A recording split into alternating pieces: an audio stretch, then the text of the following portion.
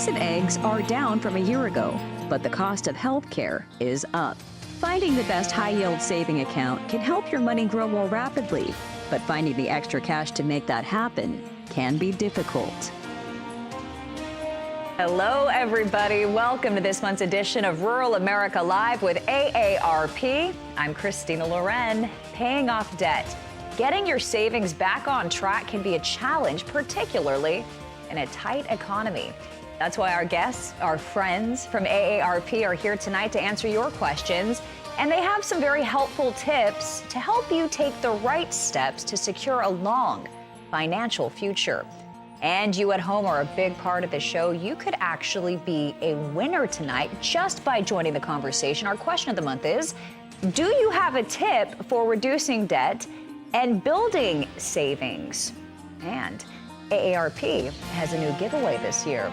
It's a high-quality carry-all tote. 5 lucky on-air callers will be the winners tonight. And it looks just like this. I don't know that that picture does it justice that you see on your screen. Let me show you right here just how nice this tote is. Pick up the phone, join our conversation. It could be yours. We're wasting no time in taking your calls tonight. Give us a call, 877-283-7570. As a friendly reminder, you don't need to be a member of AARP or over the age of 50 to win, but you can only win one time each calendar year. If you're a winner tonight, AARP, a volunteer, a kind volunteer, will call you back using the number that you called from. That's going to happen in the next few days. So you want to be nice when you get that call, and good luck to you. If you're a past winner, you haven't received your cooler yet, be sure to return their call and provide your shipping address. The best part about it, this is heavy duty, this is high quality, but AARP will cover all of the shipping costs for you. And if you're not a lucky on-air winner tonight, you still have a chance with AARP's Second Chance Sweepstakes. You can visit aarp.org/AARP Live or scan the QR code on your screen to enter. An additional carry-all tote will be given away each month, and the winner will be announced during next month's program. Rules do apply. You can only win one time in a calendar year. We will announce February's Second Chance winner later in tonight's show. There's that QR code again. Our phone lines are also open. Give us a call tonight, 877-283-7570. Join the conversation. We are ready to take your calls right now. We welcome our guests tonight, both repeat fan favorites. First up, it's Greg Marchildon, Director for AARP Vermont. And we welcome Chris Farrell, economic journalist and author, back to the show. It's always great to have you both with us. We begin tonight with some startling data. According to the Pew Charitable Trust, nearly 51% of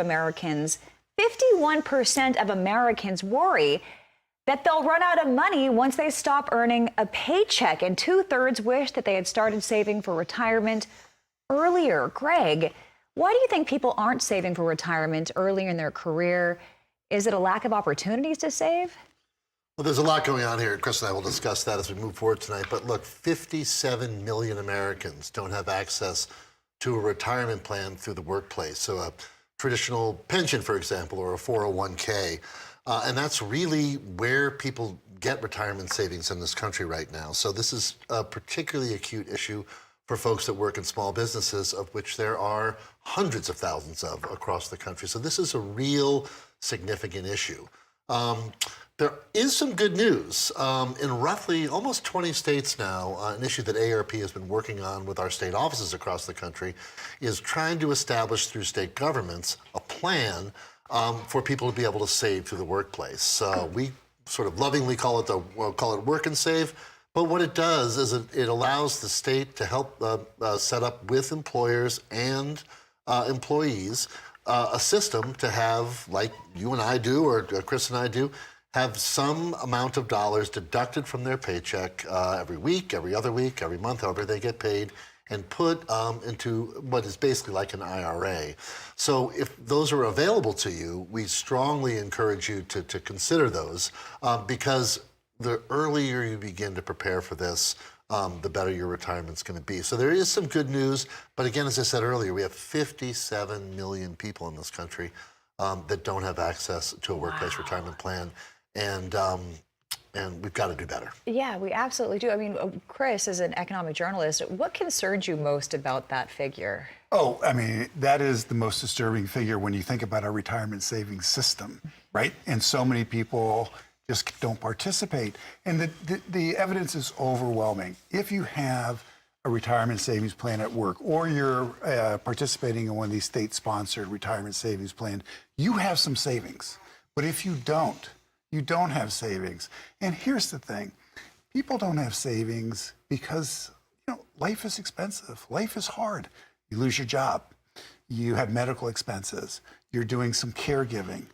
There's all kinds of reasons why people don't have savings. It's not that they're going to the mall and they can't resist just spending on that T-shirt.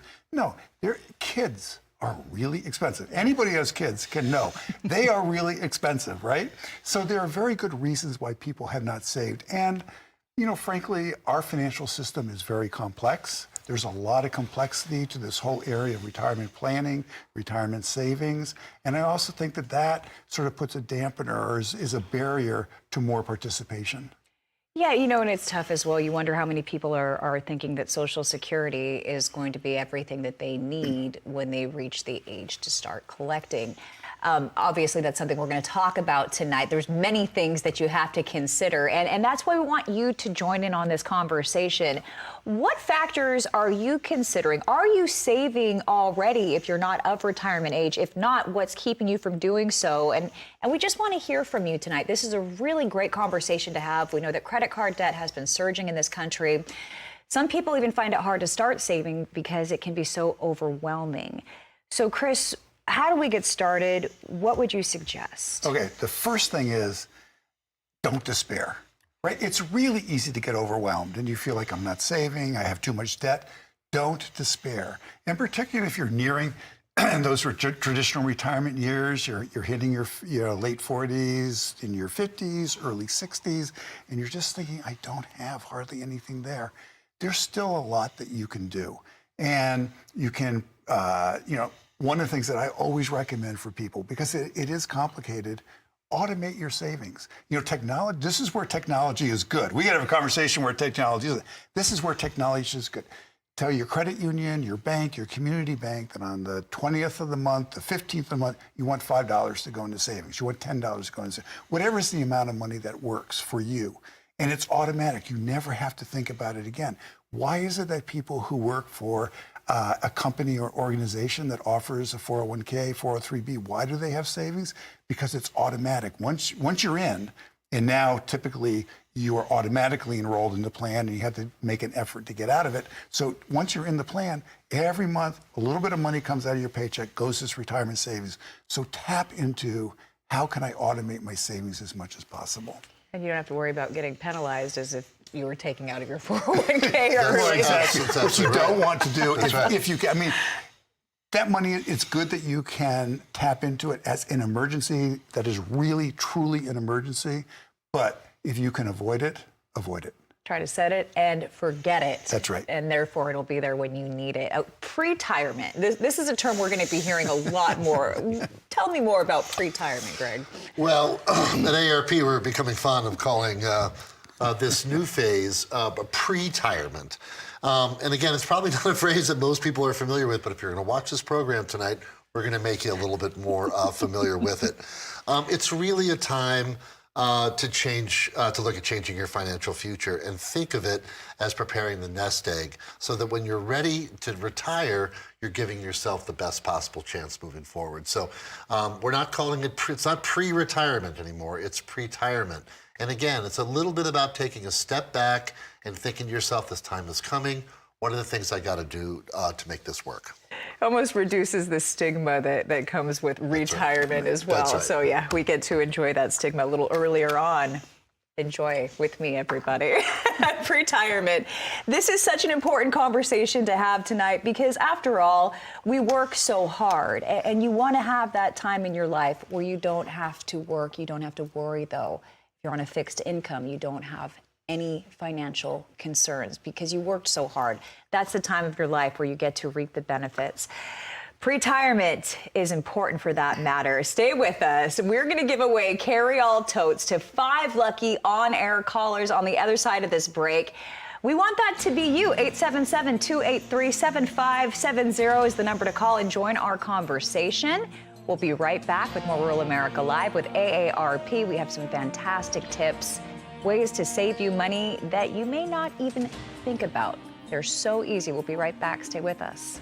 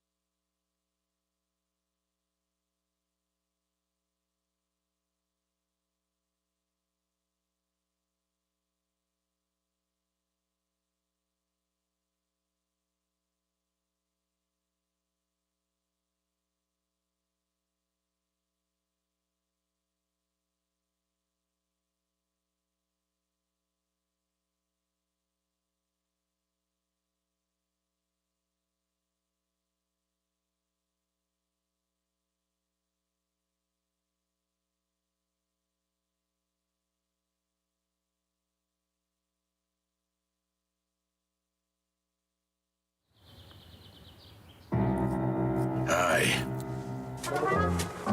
I'm your retirement fear. But don't be scared. You're still in pre-retirement. Pre-retirement? Does that mean I have more time to plan? Precisely. Here, this is pretirement.org. Retirement savings options? Potential tax breaks? Yep. Boo. Oh, I could build up savings for my side hustle. This isn't scary. I'm doing it. You got this. Visit thisispretirement.org for free resources to help you customize your action plan. Retirement. Greg said it.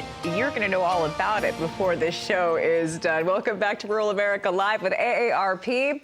How can you kill your debt and save more money? That's what we're talking about tonight, and it is a tough question, an individualized question for each of us. But we're sharing tips to help you do just that. And we want to hear from you. What are your cost-saving tips? Maybe you're not eating out as often. Maybe you've got some grocery saving tips to share with us. Whatever the case, we want to hear from you, and you could be a winner tonight. AARP has a new giveaway. 5 lucky on-air callers will take home a carry-all tote. It'll actually be sent to your home. Shipping covered. You could be a winner. 877-283-7570. And if you're not a winner, if you don't get on air tonight, well, you've got a second chance to do so with AARP's Second Chance Sweepstakes.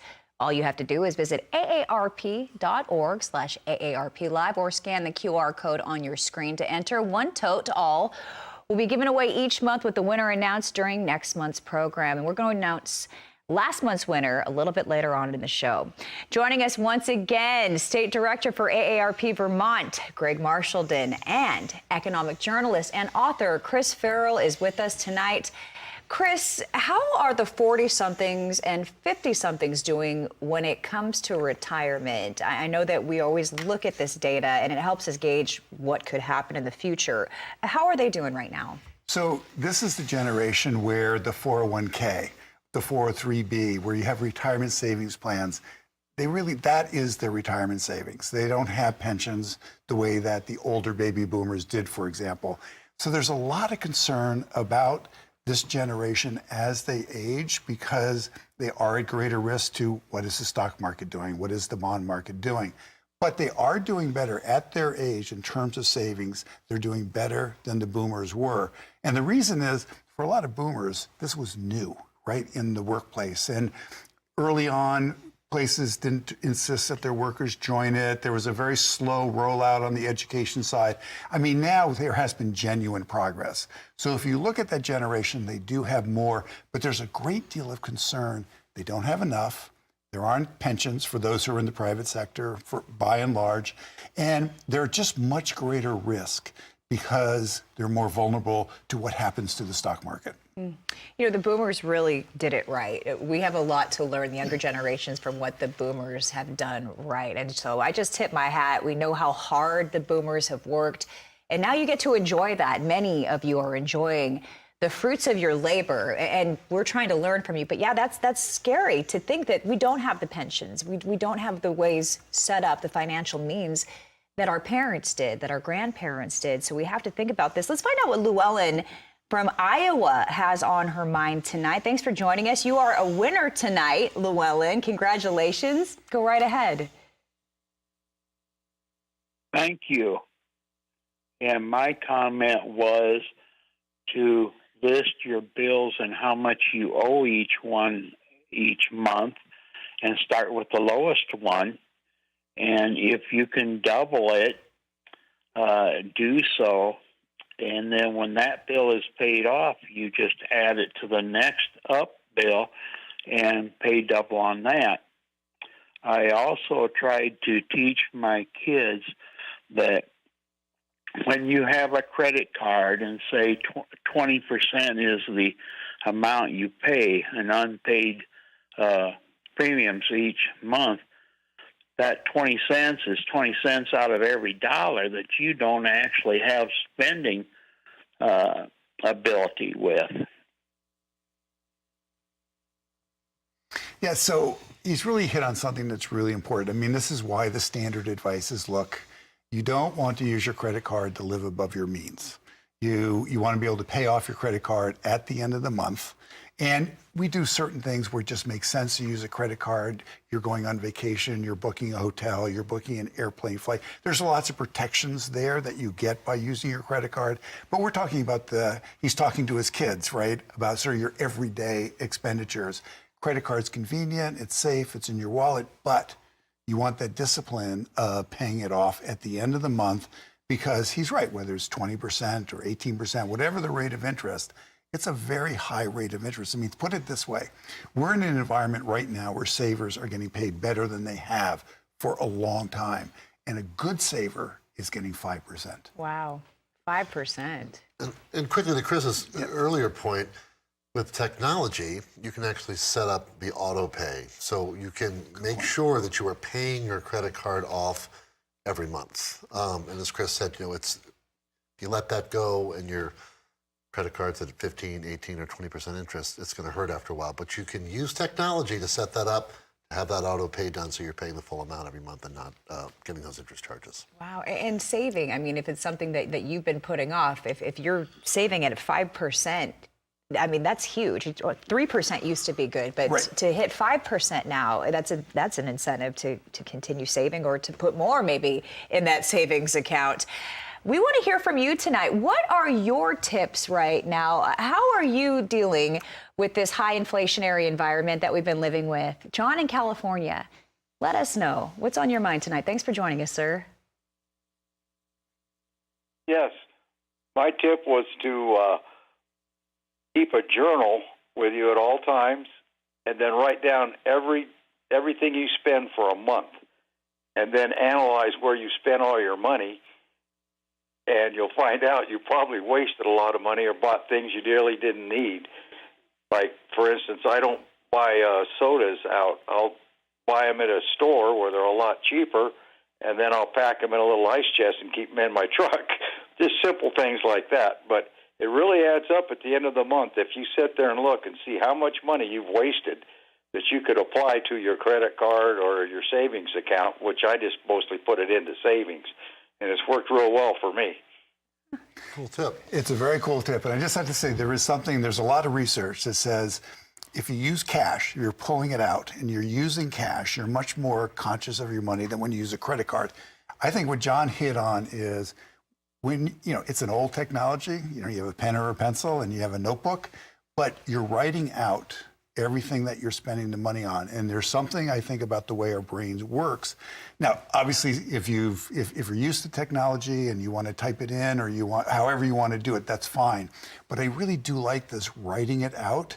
You kind of remember it more. You're more conscious of it.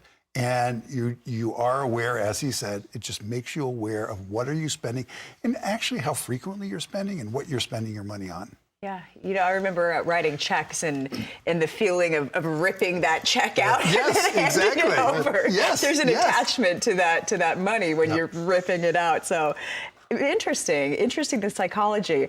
Thank you for that call, John. We appreciate it. That leaves a line open for you. We'd love to hear from you tonight, and you could be a winner. 877-283-7570. Carry all totes. These are fantastic prizes. Just for joining the conversation. George from Ohio joins us, and he is a winner. Thanks for joining us, George. Congratulations, sir. Go right ahead. Yes, I have a comment. I have not a lot of savings. I do have some gold and silver. However, my house is paid for, and I have a lot of assets that are pretty good assets. How much do you really need to retire? I am 75 years old, and I'm a retired pilot. So there is a vast literature trying to answer George's question. And I'm not evading George's question. It's highly individual. What you end up with are rules of thumb, guidelines. Here's what is suggested.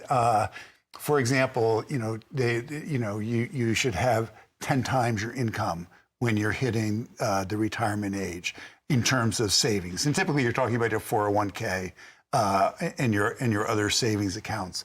But there's a rule, well, you need about 80%. You're gonna spend about 80% of what you spent while you're working. And so you need to have that money. But the thing is, what turns out is, let's say you might travel a lot in the beginning. And so the 80% rule might not work for the first couple of years of what you're thinking about. But the way George framed it is, he's in a position where he doesn't have debt. He said he paid off his mortgage, so I'm assuming there's no other debt, and he has assets. So he's in a position where he is financially secure. And then he's got some questions about how to maybe generate some income by selling some gold, selling some silver. Maybe there's some other assets. So there's a lot of guidelines out there. And I think these guidelines are good to get you thinking about how am I doing? And as you get closer to that retirement age, these calculations become a lot more practical. I mean, look, when you're 30 years old, how much are you going to be spending monthly when you're 70? George is 75. That's an unreal, you can't. But you're 60 years old, you probably can make a pretty realistic, you kind of know what you're going to be spending, right? And you can make some realistic projections. So the projections are important. This is a big part of retirement savings, but use the guidelines that are out there as guidelines and then adjust them to your household circumstances. Yeah. Great. I don't have much to add to that, but I think it is what Chris said. It is, the answer could be different for everybody. But going back to where we were, sort of in the last segment, like the sooner you start preparing, the sooner you start putting that $5 away when you're a 21-year-old worker, maybe you bump that to $25, when you're 25 years old, the sooner that starts to happen, the more prepared you're going to be. And then it's going to allow for that flexibility in retirement to what Chris said. If you want to travel, if you want to do some things, you'll be able to figure that out much easier. So start as soon as possible or start right now. Pre-retirement. That's right. That leaves a line open for you tonight. 877-283-7570 is the number to call. Lori joins us now from North Carolina. Thanks for joining us, Lori. Go right ahead. Hi. I was curious about how much it costs to prepare for long-term care, and how do I save up for that kind of money? There is no easy answer when it comes to long-term care. We use the term long-term care system. We do not have a long-term care system in this country. Largely, long-term care is largely provided by family, extended family, close friends, sort of the informal care market. And then once you start getting into professional care, it gets very, very expensive very quickly. The long-term care insurance market used to be fairly large. It's now dramatically shrunk. There aren't that many players in that market. So this is one of the reasons why saving for retirement, saving for your elder years becomes so important. I think one of the things we recommend is, as you age, who's going to be taking care of you? As you age, who's going to be responsible for your finances? Have you done your health care directive? What about your power of attorney if you're starting to have, some issues where you're slowing down and you may need some help there? And so there's no simple answer in that, but you really want to reach out into your community and you really want to gather as much information as possible. Are you going to live in your own home? Well, if you are going to live in your own home, one, does it have a mortgage? Let's get rid of that mortgage. Secondly, is it the kind of place where you can age in that home? Does it have, does it have steep stairs, for example? So start thinking ahead of time where, as you get older, your knees aren't as good as they used to be. So you have to start thinking about those things. And then, I am an internal optimist. I have this optimistic side of me that, with the aging of the population, there's going to be growing pressure in order to improve our long-term care insurance market, in order to pay the long-term care workers better, but at the same time make it affordable to families. But that's going to take time. That's not going to happen overnight. So it's really, you have to plan ahead and think about where you're going to live, who is going to be your caregivers, who's going to be responsible, and then how do you make it as easy as possible for them? And then as you, you may end up on Medicaid, may have to spend down your assets. So it takes time to figure that out. I'm glad she called in and said that because, again, you want to plan, you want to think, and you want to be thoughtful to the people that care about you. And you also want to make sure you're taken care of. I feel like this is something where AARP could really make a difference in fighting for long-term care in Washington, D.C. Well, we do, and not just Washington, D.C., but state capitals across the country. As Chris just eloquently said, I really couldn't say it much better. This is a significant, huge problem in our country. And it really is up to the individual and their families to figure this out because we don't have, as Chris said, a long-term care system. Other industrialized countries around the world do have systems in place. We do not happen to have one. So those discussions with your sons and daughters and your aunts and uncles and cousins and people that are going to be a part of your caregiving environment are really important to happen much sooner. And Chris made a really important point about advanced healthcare directives and powers of attorney. Get those in place as soon as possible because that can make a really big difference moving forward. And then finally, I would just say, if you're frustrated, call your lawmakers and tell them that you're frustrated because we've got to figure out a way to get through this. And one final comment, a lot of people believe that Medicare is kind of like a long-term care plan. It does not. It provides about 90 days of acute care in a nursing home, and that's it. So don't think that Medicare includes a long-term care benefit because it really doesn't. No, there's nothing long-term about 90 days. Not much. And I just because I had mentioned Medicaid, and the only reason I mentioned Medicaid is the public option for long-term care, but you have to spend down your assets. So essentially, you have to reach impoverishment, and then you go into Medicaid. Right, and just one more quick thing on that. You spend down all your assets, and in most states, not every state, but in most states, that also means you are required to go to a nursing home. So you may have to spend down your assets, but you may not need to be in a nursing home, right? You could still be at home, but most states don't allow that to happen. So there's a lot of complicated stuff here. So again, call your elected officials and tell them to get on this, because there are solutions here. But as Chris said, it's going to take some time, and they're not going to happen overnight. Excellent, though. Really, really helpful information there. We're going to go back to the phones where Jerry joins us now from Alabama, our next winner. Congratulations to you, Jerry. Go right ahead. Thanks. I was wondering, what age would you tell people to stop trying to save? Because, just like you say, kind of answered my question right there about, like the nursing homes, you have to, they'll take the access, you have to spend it. Well, what age would you tell people that, you got enough, you can live instead of keep on, trying to save? Good question. It's a very good question, because really a big part of it is, when do you stop working? And it used to be that was a fairly simple. I mean, Chris, what are you talking about? Stop working. We're talking about retirement, right? And obviously that's what Jerry's talking about. But there's been a really rethinking that many people are working well into their traditional retirement years, not necessarily full time, not a career, but picking up some money, and you may want to save a little bit of that money. And I would say that right now, we have an economy with a very low unemployment rate. And one definition of economy is, a good economy is when employers are looking for workers. Bad economy is when workers are looking for employers. So right now, employers are looking for workers. So if you're able to work, maybe remotely, or do a part-time, or do some flexible work, go ahead, pick up some money that allows you to have some savings. Typically, when people are living off their savings, it's when they truly cannot work any longer. And then they're on their Social Security, they're on Medicare, and then they're drawing down whatever they saved over the years.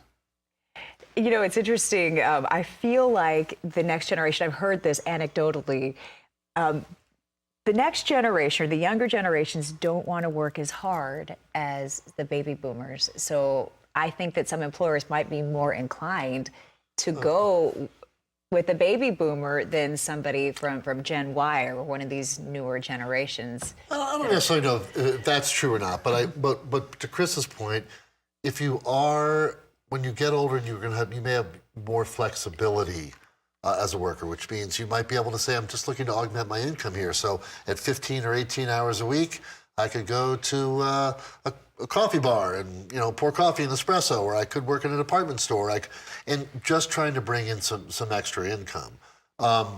And we need employers to see the value of older workers, and that is also complicated right now. But older workers tend to be much more flexible, and of course they have this breadth of a huge amount of experience behind them and a lot to offer. That's true. I mean, I listen to a lot of conservative talk radio, and it's something that's brought up quite a bit. The older generation, willing to work, they work hard, they're great with customer service. These are assets. So if you maybe considered going back to the workplace, you will be valued. And I do want to say, I think the younger generations get a bad rap, and they're better educated than we are. And they have a longer life expectancy than we do. And so the fact of the matter is, I think they are actually going to work longer, just because they're better educated and they're going to live longer.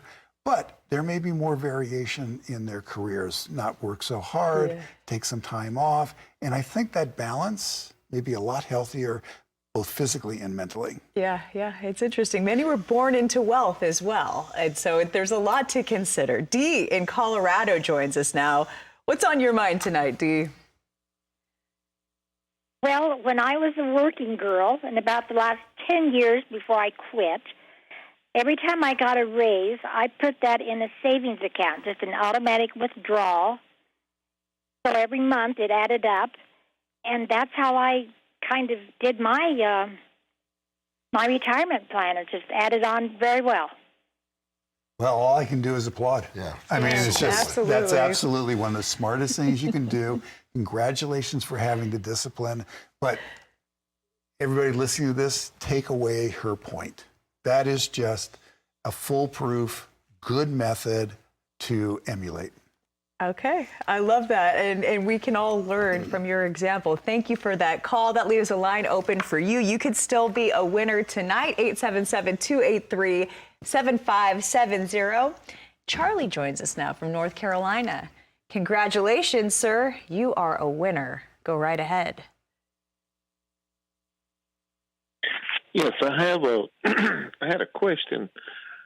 I'm going to be 65 in September, and is it better for me to wait till my full term, 67 in 10 months, I believe it was, or go ahead and draw at 65? You're talking about I also Social have Security. a state retirement also. Yeah. So here's how I like to think about it. You get the maximum benefit if you wait till you're age 70. You can file as early as 62 and age 65. And my feeling is it doesn't matter in one sense. You know your circumstances. The best thing to do is go for 70. The best thing may be to go to 62, depending on your circumstances. But you start at 70, and then you work your way down. Your health is deteriorating. That may say, then I should file at 65. You may be doing caregiving responsibilities. You're no longer earning an income. You may need Social Security. There's a family history that suggests you have bad health. Here I'm going to have to. But start at age 70, and then just make what is the best for me in my circumstances. Start at 70. It's great that you can go all the way down to 62 because there are people who need to file at 62. But the longer you wait, the better that Social Security benefit is for the rest of your life. That's the key. This is an annuity you cannot outlive. Greg? Again, Chris, I think nailed it perfectly. We would recommend the same thing. Start at 70 and work yourself backwards. But Chris's point really needs to be understood by viewers tonight.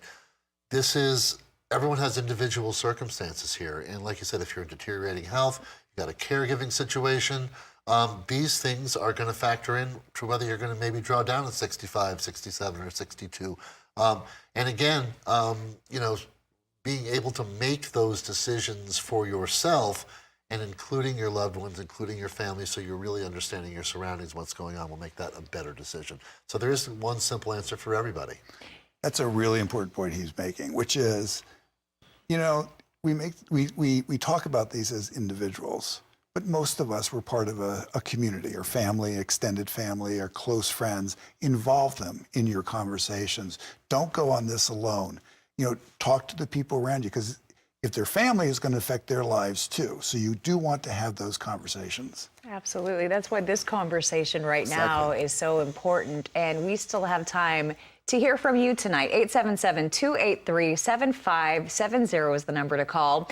Stay with us. On the other side of the break, we're going to announce our second chance winner from February. Plus, we still have Carry All Totes to give away. Again, that number, 877-283-7570. Hopefully you're enjoying this conversation as much as I am tonight, learning so much. We'd love to hear from you, though. We'll be right back. More calls on the other side of this break. Rural America Live with AARP continues. We'll be right back.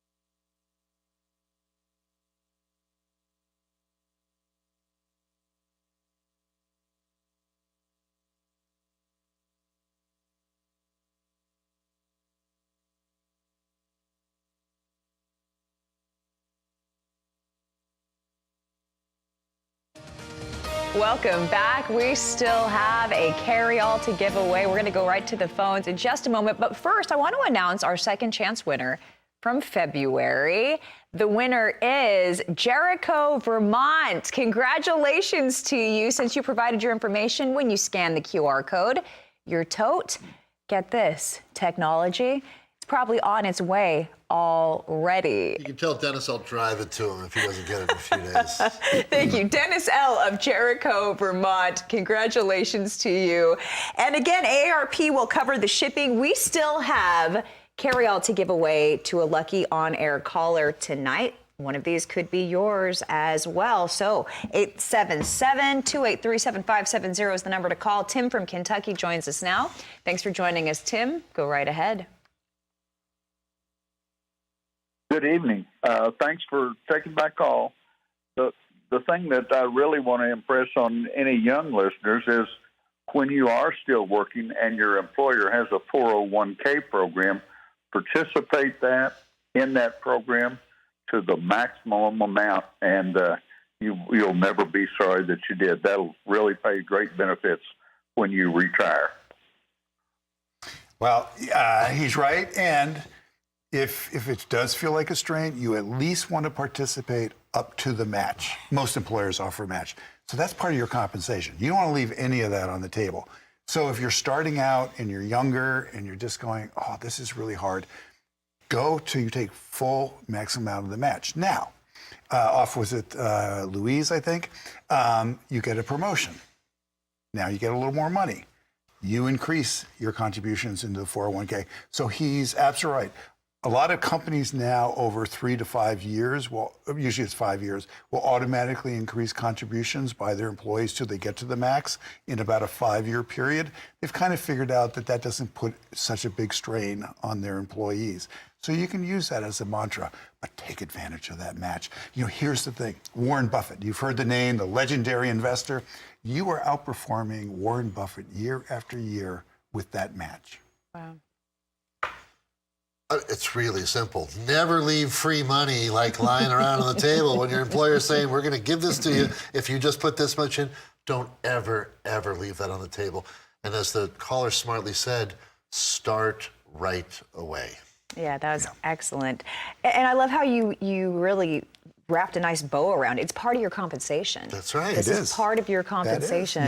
You have earned that. This is not your employer being, this free money or whatever. You have earned this. I love that. Okay, Pamela joins us from Iowa. Thanks for joining us. Go right ahead. Yes, good evening. I'm calling with 3 tips. The first one would be your savings account can be started from your odd dollars over your hundreds and your paycheck.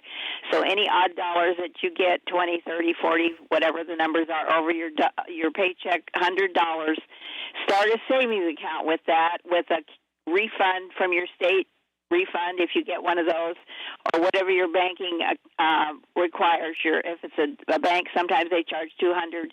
Some credit union might only charge $25. So use that as your base to get a savings account started, and then those odd dollars over the hundreds. The other thing is if when you're doing odd spending in your paycheck to paycheck at the gas station for donuts or whatever, when you go in and pick something up off the shelf, those odd dollars, add those up between paydays and make yourself an allowance. You can either make it as a cash allowance to yourself or to make it into an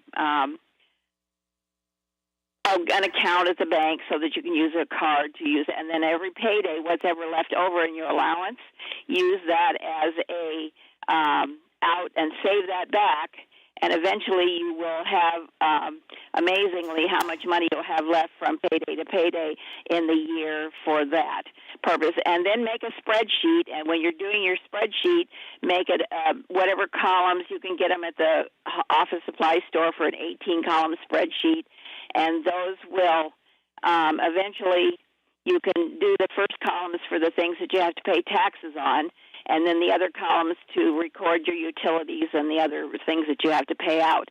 Make that a spreadsheet on your computer, but use the spreadsheet items to keep you on track month to month. So those are my 3 tips, and good luck, everybody. It works perfectly. The savings programs work perfectly. I did it, and I had 4 savings accounts at one point. So thank you for your time. Good evening. So I'll pluck out two things. One, she's really right. If look, you go to the gas station, you want a donut, fine, but use cash. And actually give yourself an amount of cash that you're going to use every week. And again, it's once you're really conscious of that spending when you use cash and how much it's costing you. And it's a good discipline to have. So, we're all human. There are certain things you want to do, but, acknowledge it. And cash is a way of controlling that spending. And then, of course, we use the budget word, right? But really all you're doing, it's information. What's coming in and where's your money going out? And a couple of callers have made that theme, about, what are you actually spending your money on? And that's all a budget does. It lets you know, where's my money going? And then you can make some decisions about, I have too much credit card debt. So let's go through my spending and I'm going to attack the credit card debt. Or let's go through my spending. I don't want to be spending my money here, but I want to be spending it elsewhere because what I really want to do is go on a nice vacation this year. So I'm going to create a savings account for my vacation. So it's information that then allows you to actually make realistic choices and allows you to plan in a realistic sense. I'd add one more thing to that. I liked her idea of her tip one, which is putting a little bit in a savings account. This goes back to something earlier that Chris said. So that'll add up. So one day you might have a big car repair. You might need, the roof repaired on your house. Then you're not going into your 401k, which you will pay healthily on in taxes. And you've got that little next egg that you're building. But then it can be super helpful for some more kind of a high price thing that you might need to pay off against, something like a roof or a car or something like that. So that tip one I liked a lot too. Yeah, I love it. It all starts though with heightening your awareness where your dollars are going and then your accountability. It's the number one thing. Yeah. And, for reasons I don't really understand, it has some sort of, it seems like it's a bad word, it's a bad thing to do. No, it's just really information that allows you to make choices. And it's important to make choices. It's important to be conscious of where you're spending your money because we all want our money to, in some sense, to support our values and what we value, and that our money is going toward the things that we think is important. Shelter, food, transportation, but also maybe, meeting with friends in a restaurant and our health. I mean, there's all kinds of good things, but in order to make your choices, you have to know where you are. It's funny, we want to hold our government accountable for every red cent, but then when it comes to our own pocketbooks, maybe we could be taking a closer look. Donna from Wyoming joins us. Thank you for joining us, Donna. Congratulations. You are a winner. Go right ahead. Oh, thank you. One of our savings tips is to save the smaller of our two Social Security checks. And that helps us have a nest egg to cover inflation that happens, and especially that proved the point in the last few years. We've been retired for about 8 years. And so that's helpful, and it covers also emergencies if we have something come up. And additionally, we've been saving in a separate account the difference between the tax rate in 2016 and the tax rate in 2017. So we've accumulated quite a nest egg for us in that time period. Same kind of thing for emergencies or if we want to splurge or buy a car. Right. Yeah. So and that's.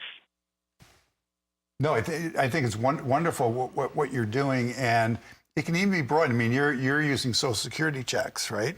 But you can also just think about a two-income household and really being conscious about, where the savings is going. So, I mean, I applaud what you're doing, and I think it could spike up again at some point, somewhere down the future, in the future, who knows when. But it's just, so, throughout our lives, we're always trying to balance what it is we're doing versus having some resilience on the downside, right?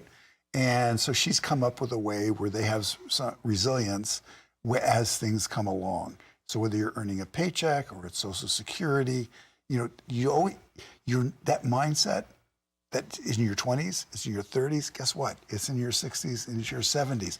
What you spend money on changes, and some of the ratios change, and the sources of income can change. But don't you think it's kind of, you're always balancing out resilience versus, doing things that you want to be doing? I don't have anything, but that's absolutely right. And again, an earlier point that Chris made with the last caller, budgets are about choices, right? And so that's why it's important to write that stuff down and sort of stay with it, because you want to make good choices, and then you can be accountable to yourself, to your spouse, to your community about the choices that you make. Yeah, you're literally building resilience. That's right. Yes. I love that. That's right. We have a rare opportunity, a couple extra moments here, and Chris, you're an economic journalist. We just hit another record today. Stock market's doing fantastic. Any key indicators or anything that you're watching for down the road as we are considering our finances going forward, our 401ks, and how we are allocating our resources? Anything that we should be watching for? Yes. So the way that I look at the markets is you can't control the markets. Who knows where the market will be tomorrow? Who knows where it'll be a year from now? Who knows where it'll be 3 years from now? So focus on what you can control. What you can control is through your budgeting and your spending and developing your skills so that you can earn more money and that you have greater job security. And that is throughout a lifetime, because as we mentioned earlier, so many people are working longer. You want to keep developing those skills. It's also just good for your mental health. It's good for your physical health to stay engaged. So I always want you to focus on building that resilience into your household, the things that you can control. And one of the things you can control, and it's just, this pre-retirement, right? That's pre-retirement. One of the things you can control is savings. How much? Okay, may depend on your income, may depend on your circumstances, but you can save.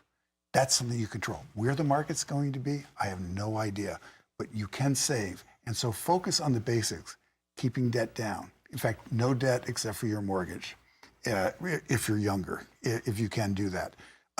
Have savings, have retirement savings, have your savings for your vacation. Have your savings because your car is going to break down in 3 years. And you can most of us can pretty much figure out, this is getting toward the end, right? It's going to take it in for some repairs the next couple of times, but then that's it. Start, so have your auto savings replacement account. So these are the things you want to be focusing on, what you can control. I love that. And speaking of what we can control, we can't control March Madness, but we can control accessing March bargains. So let's talk about that. Let's do that. March bargains? Yeah. I don't believe that's for you to talk about. Yeah, well, don't let the retirement surprise you, right? That's really the most important thing. So in these March bargains, we've got them. Vacuum cleaners, there's beauty products. I believe that winter sports gear. I know we've had sort of an odd winter this year. Travel supplies, things like luggage, televisions. These are bargains that are available, and everybody loves a bargain. I mean, so we want to make sure about that. Who doesn't love a bargain? Right. Yeah. Don't let retirement surprise you either. That's right. We definitely don't want it to surprise you, so let's do a few things there, too. You want to set up your savings. This is a lot of stuff we talked about tonight. Save for retirement. Invest in your health. This is a particularly important one. Pay attention to your health because that goes a long way into enjoying your retirement. Pursue your passions. Do the things you care about. Be with the people that you love. Be the people you want to be with. Nurture those relationships and maintain options for work. Chris just talked about that. It's a critical thing to do. Stay sharp with the skills you've got and develop new ones. It's interesting. Financial pressure, if you are somebody who's dealing with debt, it can be heavy. It can weigh a lot. Just the stress of that is something that you probably talk about on your show. Oh, absolutely. I mean, whenever you survey people, there's sort of student loan debt obviously weighs on a lot of younger people. And then it's everybody. It's just part of, we're part of this society is credit card debt. And I think I've known one person in my life that didn't have credit card debt. Most people get it under control, but I only know one person that never had any credit card debt. But most of us fall into a period of time where we just spend too much. We end up with the credit card debt. It's really easy to do, and it's not easy to get out of debt. It just takes time. There is no magic bullet. It takes time, and it's much easier to get into it. And then once you've gone through that experience, what you really want to take away is get out of debt and then don't go back in debt that way again. That's the key, right? You don't want to end up on a roller coaster because that's just frustrating. It's not good for your mental health. If you don't do anything about it, though, that feeling's not going to get any better. And one of the first ways, like you talk about, is just information and looking at the figures and then making a plan. And just that empowering feeling of knowing that you're doing something about it, it can take a huge load off. And so that's something that I know a lot of people are dealing with credit card debt out there who can hear us tonight. You got to start somewhere. And just very briefly, in terms of ways to attack credit card debt, do we have time for that? We do. So I call it the Spock method and the McCoy method. Now, if you're a Star Trek fan, you'll understand. So the Spock method is really rational. You list your credit card debts with the highest interest rate first, and you attack that credit card. And then in your other credit cards, you just pay the minimum. And then when you get rid of that credit card, then you go to the next highest rate credit card, and you go and you just pay the minimum on the other one, go through that. So that method will save you the most in interest. But, how many of us are really that rational? All right. So we're emotional creatures and we like to be rewarded. So there's another method where you put your smallest debt first. That's the one you're going to attack. And then you put your next smallest, and then you put your your largest one at the bottom. You attack that small one first, and you just pay the minimums on the others. Guess what happens? You pay it off. Hallelujah! I did it. I got rid of that debt. It's a reinforcement, and you go after the next one. So if you're more rational, attack the high interest rate first. If you want that sort of emotional reward, you've got something on the refrigerator that you're just going to reinforce this. And just go after the smallest debt first, forget about what interest rate it is, and then work your way through it. But both methods will work.